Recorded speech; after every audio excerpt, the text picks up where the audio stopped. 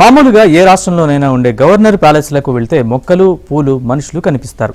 అయితే ఒడిశా లోక్ భవన్కు వెళ్తే మాత్రం చెంగు చెంగున వస్తూ జింకలు పలకరిస్తున్నాయి. పదుల సంఖ్యలో మచ్చల జింకలు వస్తున్నాయి. నమ్మలేకపోతున్నారా?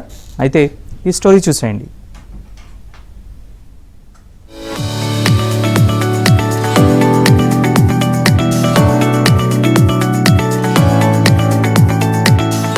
చెంగు చెంగున ఎగురుతూ విజిటర్స్ ను పలకరిస్తున్న జింకలు.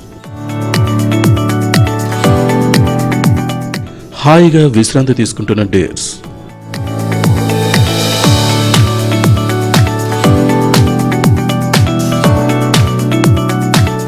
ఈ దృశ్యాన్ని చూస్తే ఏ నేషనల్ శాంక్చువారియో అనుకుంటాం, కానీ ఇది ఒడిశా రాజధాని భువనేశ్వర్లోని లోక్ భవన్ ప్రాంగణం.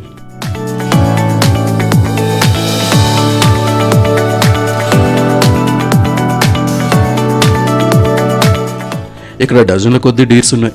ఈ పచ్చని ఆవరణలో జింకలు నెమళ్లు ఆకట్టుకుంటున్నాయి.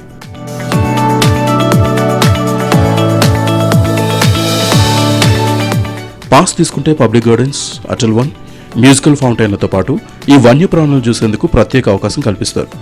జింకలు తిరిగేందుకు ఒడిశాలో ఏకంగా 10 ఎకరాలను కేటాయించారు. ఈ 10 ఎకరాల్లోనే వన్యప్రాణులు, నెమళ్లు, ఇతర పక్షులు ఉన్నాయి.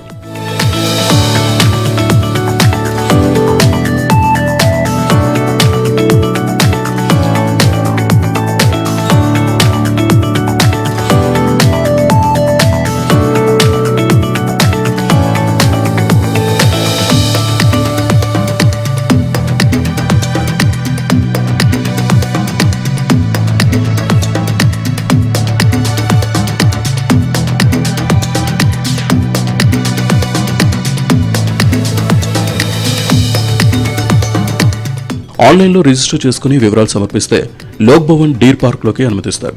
ఒడిశా రాష్ట్ర జంతువు సాంబా డీర్. వీటిని ఒడిశా అంతటా పరిరక్షిస్తున్నారు.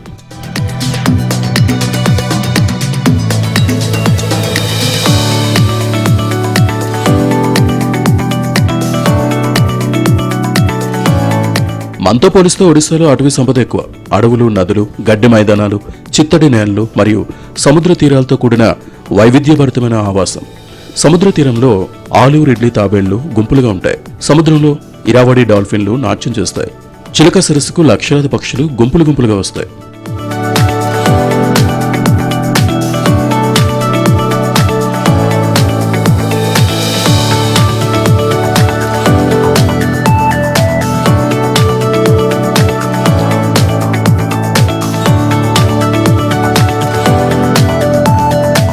భువనేశ్వర్ సమీపంలోని నందన్ కనన్ జూ వంటి సుప్రసిద్ధ వన్యప్రాణి సంరక్షణ కేంద్రాలతో పాటు రాష్ట్ర వ్యాప్తంగా అపారమైన వన్యప్రాణి సంపద ఉంది. అందుకే ప్రకృతిని చూడాలంటే ఒడిశా వెళ్లాలంటారు విశ్లేషకులు.